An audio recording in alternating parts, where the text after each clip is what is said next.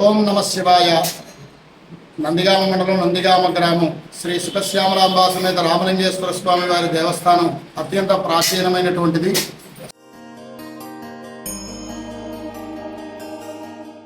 స్వామివారు కొన్ని వేల సంవత్సరాల కిందటే అర్చనలు పొందినట్లుగా మనకి ఆలయంలో ఉన్నటువంటి శిలాశాసనాల ద్వారా తెలుస్తున్నది.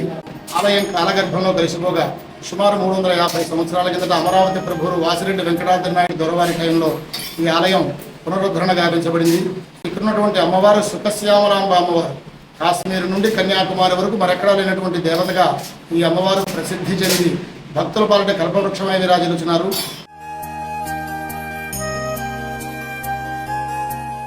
స్వామివారి స్వయంభూమూర్తి అనేటువంటి వాడితో నామధేయం ఉంది స్వామివారికి. ఇటువంటి స్వామివారి కార్తీక మాస మహోత్సవాలు అత్యంత వైభవంగా జరపబడతాయి ఇక్కడ. అలాగే స్వామివారి యొక్క కళ్యాణ మహోత్సవాలు కూడా మరెక్కడా జరిగినటువంటి విధంగా శ్రీశైలంలో నందిగామలో మాత్రమే కారణాగమం అనేటువంటి ఆగమం ద్వారా పాంచాఠిక ఉత్సవాలు జరపబడతాయి. ఈ ఆలయంలో విశేషమైనటువంటి ఒక పెద్ద నంది వెలవటం వలన నంది గ్రామం అనేటువంటి పేరు సార్థకత చెందింది.